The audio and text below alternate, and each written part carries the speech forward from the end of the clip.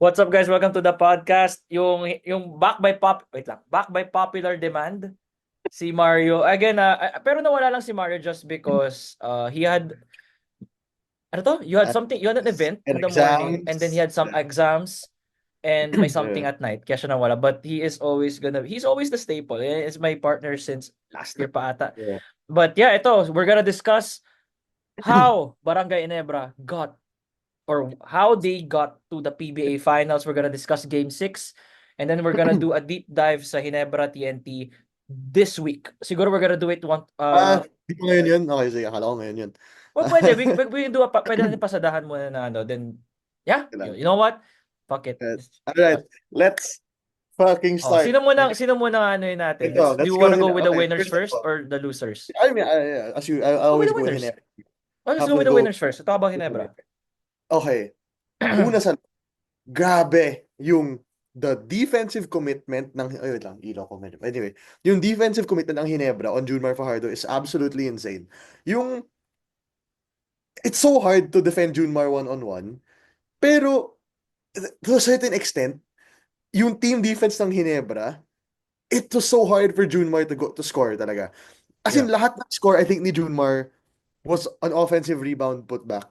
There was nothing where he posted up and dragged his defender into the paint. There was Wala barely anything masyadong ganun nga. sa mid-range. And kitang-kita mo kasi, ang talino ng ginagawa ng Ginebra, not gonna lie. It's super smart na put Japet in front of him and then ang kulit ng guards mo, putik. Sumisikip yung dalawang gwardiya mo sa perimeter. Gumagano na, sumusundot na. Para lang maisip si Junmar, fuck. Ano Isang gagawin ko dito? dribble pa lang ni Junmar. Isang Oo. dribble pa lang ni Junmar. Yung buong barangay Hinebra. Parang may Yung warp, parang nagwa-warp yeah, towards him. Alam mong one dribble. plinano nila yan, ganito gagawin natin. It's and alam mo, it's not easy to execute that. Syempre, it's not easy That's to execute discipline. that. That's So yung discipline. discipline na napapakita ng Hinebra dun is super nice. Kasi in all, how many games is this? Six? In all Six, six six, games, game 6 I na. think we can genuinely admit Junmar was not dominant, I think, in any. I Parang think nawala. Ay, okay I na. think only in game two. It was game two maybe. In game two is where he looked, I think, his best. I didn't really watch game four, not gonna lie. Pero in sa game two, he looked where he looked his best, where he looked dominant. Pero the whole series, grabe yung paggawa ng Ginebra sa kanya.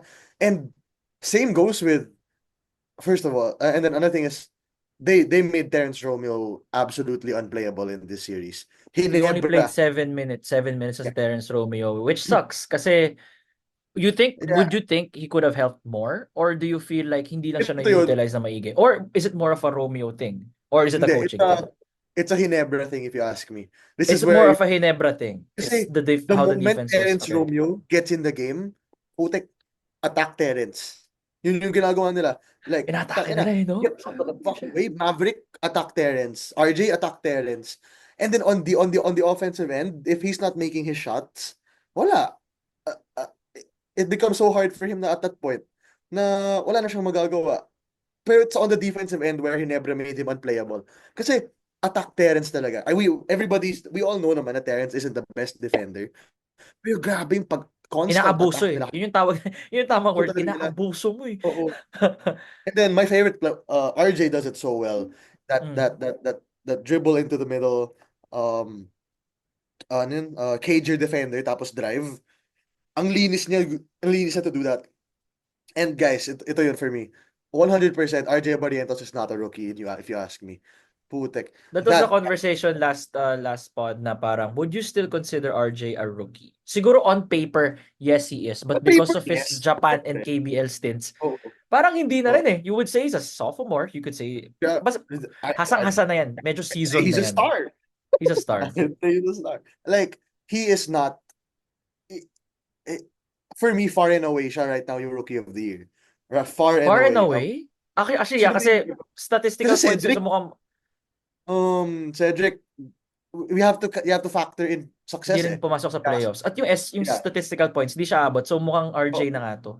It looks like unless Balti, but I doubt Balti can run all the way. No, hindi naabot si Balti. You missed a whole conference. He's He was a not whole that. conference, exactly. Sino siya? Si Jordan? Michael Jordan? Na kaya niyang Yung bawiin ano, yung isang... siguro yung best na pwede is Sino ulit yung fourth and fifth pick? Hindi I rin think flat no. Lemeti is one, but Feeling ko Lemeti is pwede. Feeling ko limited pwede. by the minutes na binibigay sa kanya ni Yes. Coach Yeng. And that's a problem as well, which I will discuss in the future. Mm. But then like, yeah, for me, RJ We're gonna go Barrientos, around. di siya rookie, guys. Di siya rookie in terms of how well he plays. Alam kong first year niya yun. So, first year na to ngayon. So, he is not necessarily, ito yung first year of PBA experience. Pero it doesn't look like it, if you ask me, Gagi. Um, it doesn't look like it at all. Grabe yung chemistry niya. Putik. With JB, with Scotty, with Japs. In that fourth quarter, grabe yung ginagawa ni RJ, bro. What did he do this play? The 3-point shot. Admittedly, he missed a lot of dagger threes. RJ missed a lot of dagger 3-point shots. Pero No, grabe yung playmaking niya ngayon, di ba? It's oh, just so funny sobra. the irony na pinag-uusapan namin kahapon to now he's gonna be like, let me Shit, throw you guys the grabe. best passes that you have seen. Cross Dude, court, alley-oop to Japin. Sabi ko, sobrang, putang sobrang linis ng ginagawa ni RJ today. Like, grabe. and again, guys, he became the spark for Ginebra. They were down 10 again. They were down 10 again, and he entered the game and became the spark for Ginebra to win this game. He rattled off, I forgot how many points he rattled off, but then he rattled off a few points where a lot of points in a certain scenario, and he looked good. He hit a 3-pointer. He hit what, two? I think he hit two threes, two or three. Oh wait, I have the stats, but why am You I have asking? stats. You have the stats right there. What am I asking? Kasi ko, meron kang stats Um, dyan. sorry, my bad. He hit three threes. Pero Naghintay grabe. tayo para sa wala. Yeah, sorry, nataka ako dun. Ito, Eh, ito, He, ito, ito. he, hit, he hit three threes. He had what? How many points did he have? 16 points. 16 points and six 6 assists. assists. 6 assists and how many turnovers? Two? All day.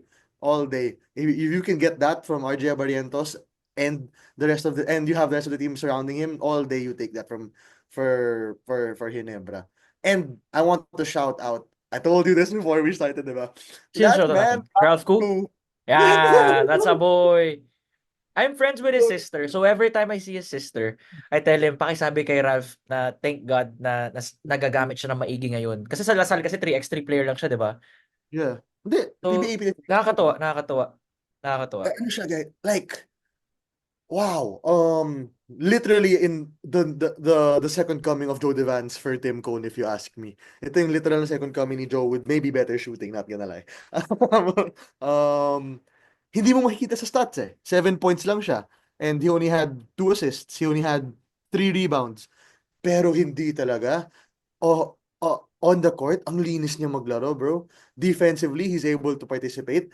The way he can distribute the ball so well, like, put him in the middle, put him out of the 3-point line, ang talino niya. Kayang-kaya niyang gawin. And his shooting is so clutch. He only had, what? Where am I? He only had one 3-pointer. Pero when he made it, what was that? They were leading by, that increased the lead to 6 points, di ba? If I'm correct. Mm. So, Si Ralph and Koo. kita mo sa minus Basta zone, ano, plus it 13. gave them some cushion. Yung tres niya Yeah, dun sa right wing or right corner. It's right wing, more of right a wing, right wing. It was a right right wing, right. wing. Yeah. 13 plus 13 siya sa plus minus, leading the whole team in 15 minutes. If you're a plus 13 in 15 minutes, tang Papalaro ko ina, talaga si Coach Tim, bro. you Papalaro are ko talaga. You are gonna be Coach Tim's favorite player to play. He's gonna be a Dinadala ni staple. Coach Tim yan sa mga gilas sa bubble nila, yung sa Inspire. Yeah, it looks Dinadala ni like si Ralph Koo. it Dinadala looks niya si like Ralph Koo. yeah, like he I think it's such a gift for Ralph Koo to be under Coach Tim. Kasi he's able to learn so much from Coach Tim talaga. Aside from that, same old suspects talaga. Justin Brownlee. Honestly, cool, calm, and collected. That guy did not look like he was bugging at all at any point in this game. Um, but that 3-pointer, the step back 3-pointer against Junmar in the fourth I quarter, was expecting it. Sabi ko, pucha, I magic saw it. to. May I had magic to na screenshot. mangyayari. May magic I nga. was like, oh Sabi look. ko, sabi, I was pero like, hindi na ako oh, nag-react. Sabi ko, yun na nga. Ayun na nga. I was like, oh, alright. It went like, alam mo yung tipong it was so Si obvious it's Junmar, gonna switch yun, di ba? Screen ni yeah. Japet yun. Naiwan si Ike. Junmar had to pop. Late, layo ni Junmar. Yeah. Hindi sila And nagkaintindihan. yeah, and Junmar, let's be real. I love you, brother Junmar, but then you cannot defend Justin He's not a Brownlee. perimeter defender. That's always been his Not, weakness. yeah. He's never been a Exactly. perimeter defender. Exactly. But then don't put me in the post against Junmar. That guy's gonna eat me alive. Syempre, so most yun nga strengths, 'di ba? Yeah. So, you put Brownlee in the three-point area, kakainin ka niya. But you put Junmar against Yeah, Brownlee in the post, kakainin siya ni Junmar. So, yeah. sino yung unang maka-exploit?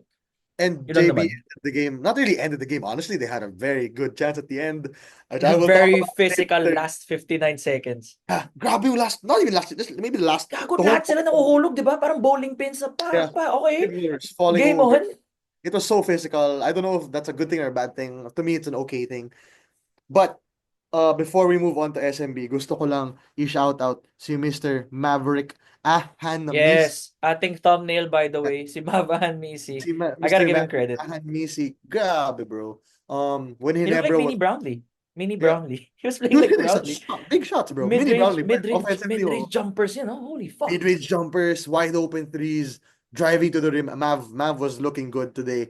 And again, this is what we keep saying na, who the fuck is Hinebra, who is gonna dominate for Hinebra today? That's always the question we ask. And Sino sa guards? who sa guards are gonna dominate? Last game it was RJ and Scotty. This game it was Mav. In game one, I think it was Stephen. And then in game three, it was Justin Brownlee being Justin Brownlee. Japet was consistent all throughout. So, okay, to sum it up for the Hinebra part, Hinebra won this series because um they outcoached SMB so hard.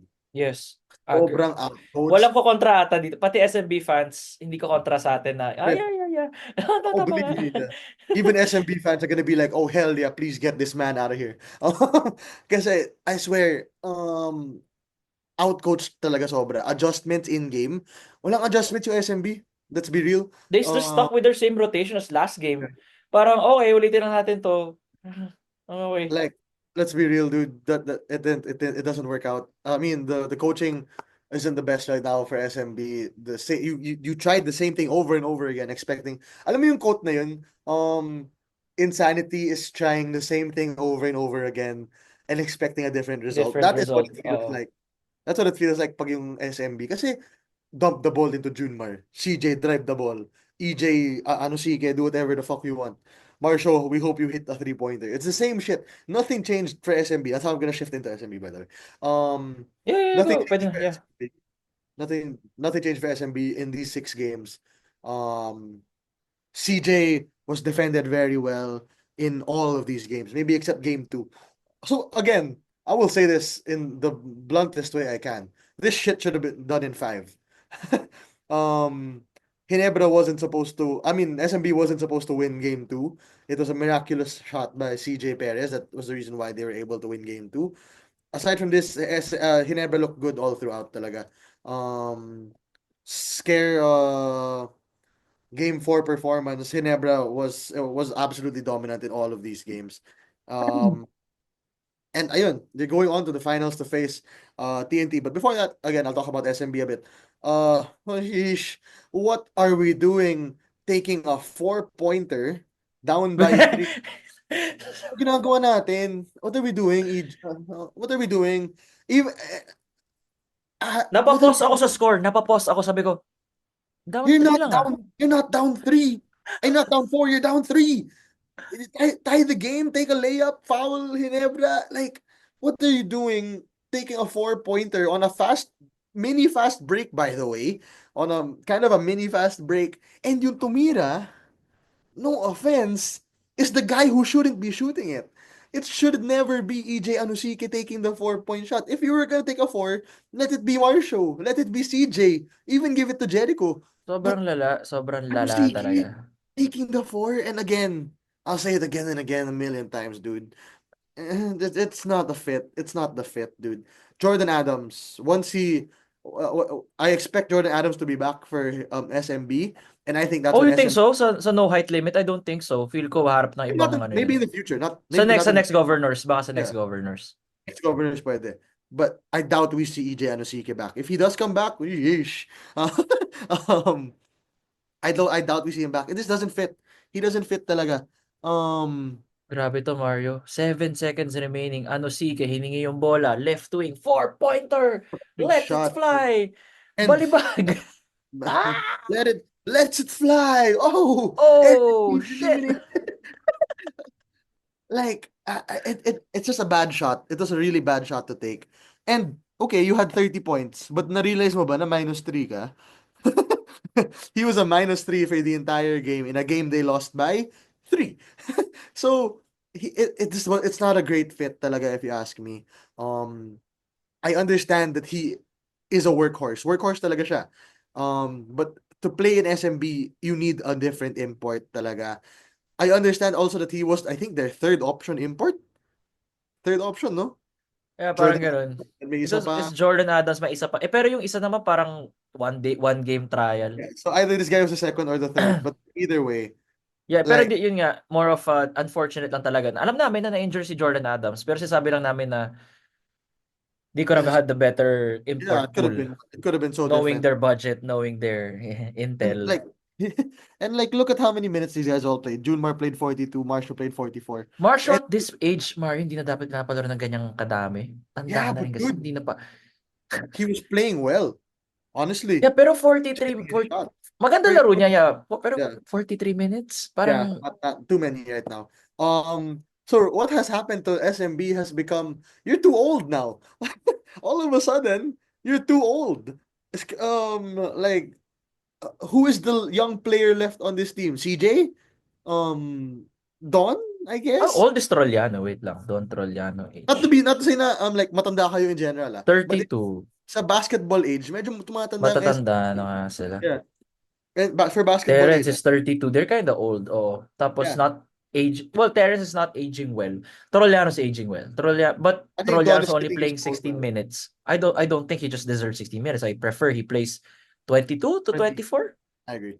For me kasi, si Terence, he needs to be on a team where he can actually be able to play. Yung literal na give me the ball, get out of the fucking way. Kasi if he plays behind CJ Perez, if he plays behind Jericho Cruz, he has a hard time finding a rhythm eh. And let's be real, he needs rhythm. But once he gets that rhythm, mahirap siyang bantayan, di ba? Like Yes. that's the reality.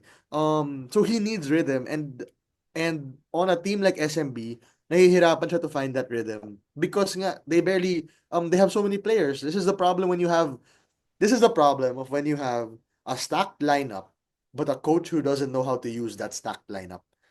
Ginebra has a That's very been the stacked. problem. That's been the Yeah. problem. Ginebra's lineup is so stacked, but Coach Tim Cohn absolutely knows how to use his players. So now all of them are able to play well. Stephen Holt was only had 3 points, but you can't tell me he didn't defend like like a madman today. Ayun, that's basically all it is about this Ginebra SMB series. The coaching was really, really different. Coach Tim Cohn ran circles around Coach George, if you ask me. It wasn't very close between the two. And if you're SMB now, you go into the off season. Let's expect the reality. You're gonna be looking for trades, I think. You could be looking to trade for I don't know, a backup big. I know you have Mhm. Motaw Tua pa naman, pero like what are you looking for if your SMB is I don't know, dude. Um You feel like they might do a trade? yeah, maybe it's time to let They, go of some players. Maybe it's time to let go of the likes of maybe Jericho. Maybe trade him to a team where Jericho or a can also legit point guard. You trade Jericho for like a legit point guard. yeah, puede. Like or Pero and that's hirap not eh. Who do you trade with? It's yung mga legit point super guard dyan. I want to say the reality though. Jericho Cruz played Can hobbled. still play. Yeah, he played hobbled as fuck, Parang, but he was the best. He was their best player according to the plus minus. He was the plus 12. He was yeah. their. I But then plus mean, minus, I know it's plus a minus is just statistic. Yeah, it's not the best basis of a statistic. Pero Jericho, he's not a bad player. He just needs also the same rhythm and shit that I've been saying. So again, maybe a guard for SMB who can replace, who can control the game a bit better. Chris Ross. Mhm. Actually, after that game where Chris Ross fought one of the where Chris Ross fought one of the coaches, I don't think we've seen Chris Ross play many minutes, right? Parang barely natin siya But do nakikita. you feel na he will still be effective? I think Chris Ross is old. Yun yung parang old. Hindi mo na talaga I, malalaro I, ng matagal din. I Maybe agree. 10 to But then 15 minutes, Mario. I think there are some points kasi where SMB's offense just doesn't look good. And the one player who I know will make offense look good is Chris Ross. He's been playing with Junmar for years. This guy knows Literal 20 how times to play. pa. Literal, Yeah. tagal na. So I'd say I understand that he's old, pero in times where you guys look absolutely unsettled and you need somebody like Chris Ross. But yeah, series is over. I think I did predict Ginebra in 6, not gonna lie. Oof, I You was did on say point. Ginebra Uh, in 6. Ginebra in 6 nga. I was on point on that day. So with this in mind right now, going to the TNT series, I'm saying it early. I'm saying it as early as now. I'm taking Ginebra, dude. I Ano ka? Ginebra absolutely in? 6. I think Ginebra in 6. Ginebra in Um, 6. I think Ginebra in 6. I heard that Jamie might be coming back. Is that true? Nothing definite yet, but I think may that mga rumblings nga, but I cannot confirm. yeah. Hindi naman ako part ng Ginebra camp. So, but may mga rumors na I babalik think he daw may ng come back. finals, but it remains to be seen. Lagi naman ganyan, 'di ba? Sometimes tactics 'yan. Sometimes it makes Yeah. you papaisip sa TNT, oh shit, we have to prepare for Jamie. Fair for In Jamie, but reality, yeah, wala naman pala. So, exactly. I think it's going dito to na be a good papasok matchup. lahat I ng think Cywar. Dito na papasok lahat ng, yeah. papalaro namin si Jamie. It's going to be a good series, I think, but I think it will lean towards Ginebra. Just because of the fact na I think in terms of matchups, medyo lugi ka kung ikaw yung TNT. I see it in the fact na RR Pogoy will have to be going up against um a slew of guards. Uh, Mm. he has to go up against Mav, he has to go up against RJ, he has to go up against Scotty. And then the injuries of TNT will play a big part as well. Kelly Williams is getting older. Jason Castro just injured himself also last time we saw him in the TNT series, in the Ross series. So like the health of Ginebra. Matetest rin si Nagalinato, matetest si na Kelly Williams guarding the paint. Oo. Si Galinato will be playing I think in this series to defend against Japet. Poy Mga 10 Eram, to 12 minutes siguro. yeah, it's Poi gonna be will Poy be will have to abused. play. Poi will play 30, 35 for sure. Poy will be playing so many minutes because he's the only length option against Japet. He's like their He's Japet. Because yeah, Poi's he's the it. efficient. Well, He's like he's their not Japet. Japet. No, I'm saying that yung efficiency. Yeah. Efficiency, at least in the playoffs, he's playing like Japet na Yeah. parang 70% yung Shout average out niya. to Japet, by the way. Brother, if all it took was a Christian Stan Hardinger trade to make you look like prime Japet Aguilar again, I would have done it a year ago. God, dude, he's looked good this conference talaga. A Paano bigger kaya nila Bay Area without sina C Standard Pringle? Kaya uh, think about that. I Inisipin mo rin yun, know. di ba? But Di ba? do they still get Hulk But and again, tapos na yun. Tapos na yun. It's just hypotheticals lang na, ooh, what about that Bay hypothetically, Area I don't game know. though? I don't know. Anyway, going back. Oh, anyway, going Uh, back, yeah, sorry. Ginebra, I think, will win this in 6 against TNT. Unless somehow, some way, Jason Castro can be fully healthy, he can play this. Because I think against Ginebra team, you need a point guard talaga. You need a real point guard, aside from Reynam Batak, who once Ray goes to the bench, who's gonna run the offense. Kailangan mo talaga ng legit player. Reynam Batak has a history of playing well against Ginebra, if I'm honest. Yeah, Uh, he loves to play against he Ginebra. loves well, he loves playing against anybody, honestly. But then like Ah, he has a history of playing well against Ginebra. Same as Calvin of Tana. It's gonna be so in my fun. defense ito, defend ko lang ang TNT just to get both sides, no.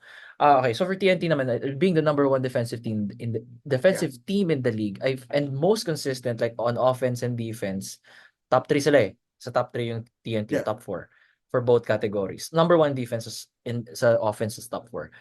Mm-hmm. That gives them more leeway na to make it closer, to push it to 7 games. Yeah, I get And it. I feel na kaya manalo ng TNT in 7 din because of that defense na mas consistent na nakita natin sa Ginebra na they sometimes slack on defense. 'Di ba? SMB Rare. scored like 120 plus point. Hindi, I'm saying na mas may tendency. Yeah, yeah, I'm I not get you. saying mas may tendency na if ever there's gonna be a team na magsa-slack on defense on one random Between day, the two, between the two, it's gonna be yeah, Ginebra. would Yun be lang it. yun. I agree. Pero dahil nga sa finals na to is where the the smallest things matter na eh. Yeah, I agree. I Doon agree. na papasok lahat ng mga, 'di ba? Yeah. Na I think defensive again, discipline, I agree. offense. So it's gonna be an interesting series. It's gonna be competitive for sure. Basta wag lang food poisoning si Justin Brownlee. Basta I want a hindi, competitive series. I want to watch a live game. We basta need to bilang watch a live hindi game. lumipad si Mikey Williams in a helicopter. It's gonna feel like 6-7. Feel like six, I seven agree. games I to. see it. I see it. Um, I agree with what you said. I agree naman na between the two teams, I think TNT's defense is better. More But solid. They're yeah, I more think we have mas reliable. I think the coach of Ginebra again will star in this one.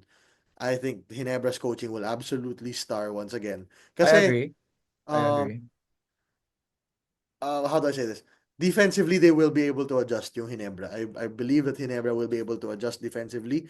Um, it will be hard. This is gonna be fun for me. It's gonna be really fun for me because I believe this is gonna be the matchup of the two best imports of the conference.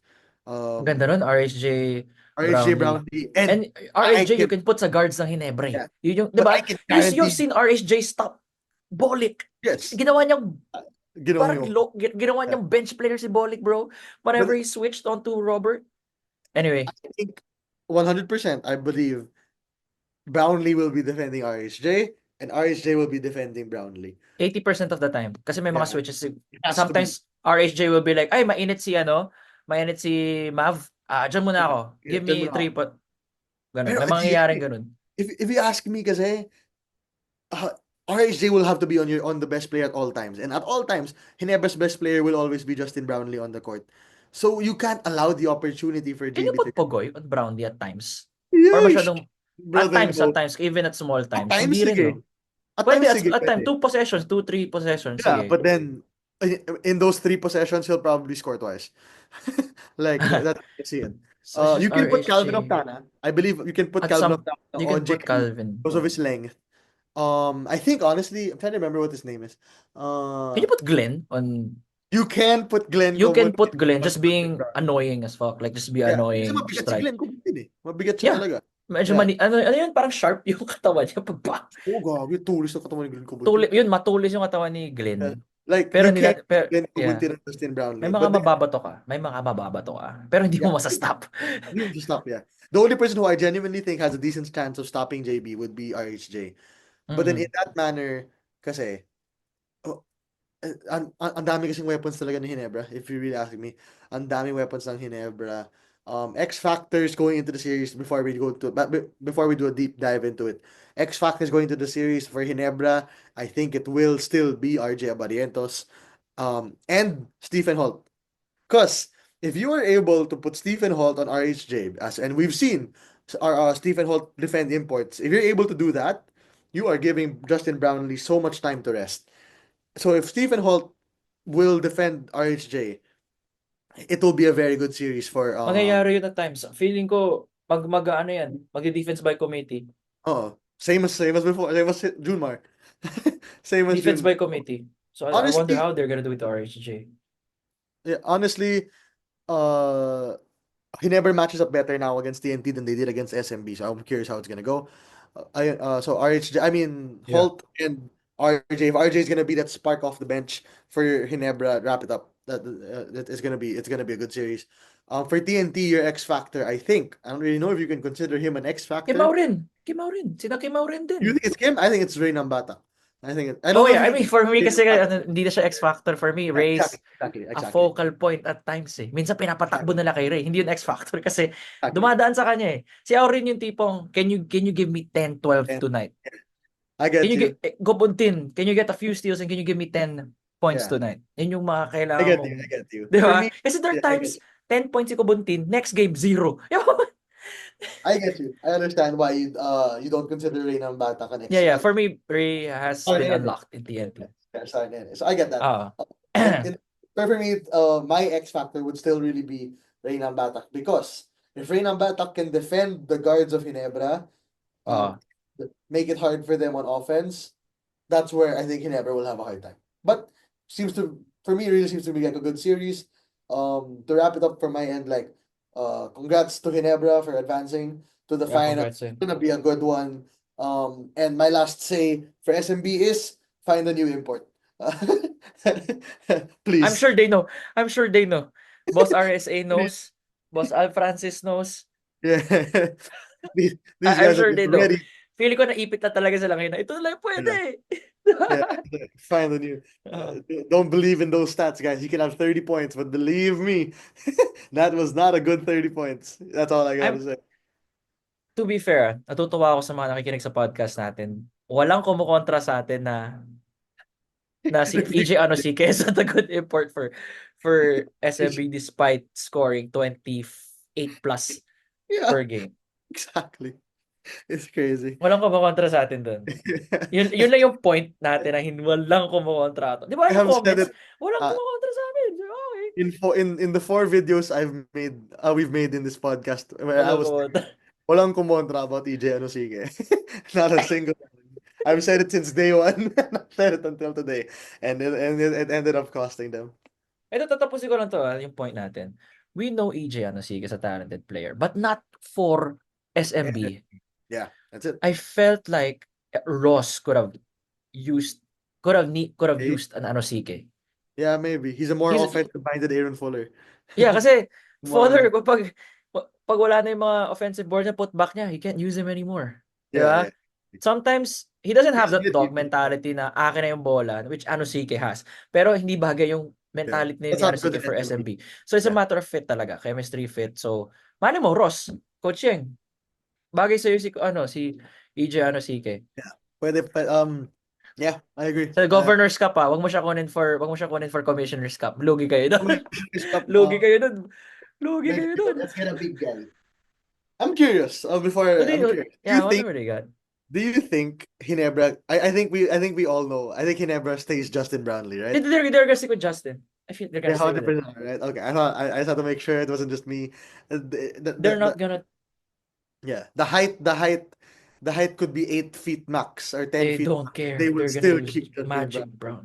Yeah, wala silang pake sa height. It will always be Brownlee, and it will continue to pay dividends. Before we close, I want to mention in a month it is qualifiers, right? Yay! Manood tayo live niyan. Manood tayo live niyan. In a month it's gonna be qualifiers, and if it's gonna be really fun for me when everybody supports Justin Brownlee. When all teams go out the window and it's all shit. Let's watch Magic Brownlee play for the Philippines. It's gonna be fun.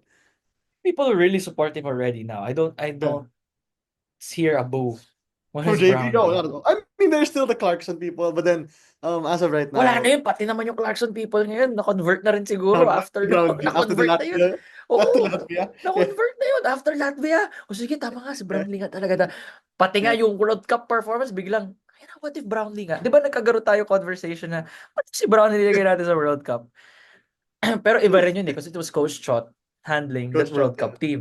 So, would yeah, he be utilized the same? That's yeah, a different podcast altogether. That's a yeah. different... Very different coach. Very different coach. Anyway, yeah, Um, that's all, guys. We're gonna do I'll try to schedule another one, guys, bago yung start ng finals, which starts on, wait lang, Mario, I have the schedule here. Let me share already. it with you. Yeah, I have it na, meron na. Let me share it with you now. By the way, Game 7 is in Inares, Antipolo. Nako po. Nako po. Ano? Nako Game po. 1 starts this Sunday, next Sunday. So we have a whole week to do our discussions, a deep dive, and ano. Wait, let me send you, Mario. It starts Well, this Sunday. Mario Manluta, my boy, the people's champ. by the way, guys, I just wanna Natuwa si uh, Mario dun sa love, ah. Like, I grabe appreciate all yun. the support.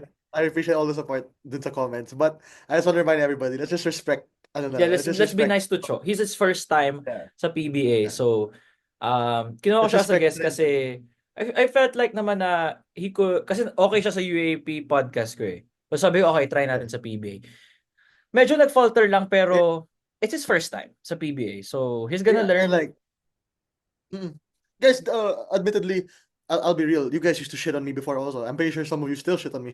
But then like, ayun, that's just, Pero not as I just much want to as keep, the last video, bro. yeah. Siguro isa lang sa'yo per one comment, one, two comments.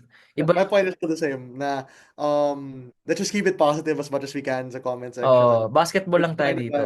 keep it Walang I droga appreciate dito. all the support. Basketball lang. Yeah, I appreciate all the support. I am here. Hello, I'm back. But then like Natawa talaga ako. I am back, but then like let's not be too But let's be nice to people. not be too disrespectful and everything. Tao naman yan at the end of the day. Ayun, that's all I wanted to say about that. Oh, huwag kayong makalimutan mag-subscribe din kasi para sa amin naman to kung maka 50k once maka 50k subscribers, let's do a giveaway. Um I'm doing something with Puma, so let's see if we can give you guys some gift checks, we can give you guys some cash or shoes when you reach 50k subscribers. Yeah, So as always, ang laki ng growth malaki yung growth ng yeah. pod ever since we started doing this PBA podcast, which is something we never gave up. We started with 200, 300 views after a week, 'di ba? Alam mo yung start natin? What It was what fun. Yeah, I mean, like at the 300 time, views one it was week. yeah. At this at that point, like at this point, I super want to be thankful for everybody Oo, who's yung efforts rin namin na yeah, and the nare-return. opportunities that we have gotten because of you guys have also been Oo, pretty big, if you ask me. pagkain, Yeah, pagkain. pagkain. We're able to watch games live. Uh, Mm. on my end, honestly, I'm able to pursue a new hobby and sports journalism, even if that was never really something I wanted to Kahit do. volleyball. Yeah, in volleyball. So Let's put this like guy in volleyball. He knows what he's yeah. talking about. So like ayun, for me, you Uh, guys have given me an opportunity also to expand. So I'm also very thankful for everybody who's watched and everything. Yeah, so again, guys, for those on YouTube, like, comment, subscribe. Spotify, follow, 5-star rating. Don't forget to subscribe, reaching for 50k subs. Eventually 100k in the future. But kung pa 100k nyo na kami, edi goods, di ba? May twice the rewards for sure. Housing. Twice the rewards for sure. Housing. Yeah. See you guys, this week we're gonna do another pod kasi diba there's gonna be a 1 week break till the finals. Gagawa kami ni Mario na siguro with complete starting lineup breakdown, bench breakdown, coaching staff breakdown ng TNT Ginebra kasi wala Yeah. tayo ibang basketball Some pag-uusapan. UAAP and May NCAA. UAP tayo pero sa PBA yun na yung focus natin eh. More Also, of sorry, oh, I just want to add. Prayers up for what's his name? JM Bravo. DM Bravo. It's a good thing that he's better now, but it looked scary. I hope that he's doing well. Nakita mo Uh, mata parang gumagano'n no. it was genuinely scared. When I watched the video, I Uh, was genuinely scared. So I hope he feels better now. I hope that he's taking the right steps toward his recovery. And second to the my last shout out is Ateneo has won 2 games in a row. We are back. We are back, everybody. Dude, we are back 6th seed. I understand that they both had no FSA, but I do They're not give a one win away from getting to USD. 4 wins and something USD, di ba? Guys, I do not give a shit that there were no FSAs for both NU and UST. A win is a win, even if they were both by 2 points. Ayaw nga pala guys, may UAP podcast din kami. So, makinig kayo dun. I mean, Check it out. Yeah, magre-record kami ni Mario this week. Yeah. For the this week of basketball, UAP then PBA. See you all next time. Thank you so much as always. He's back.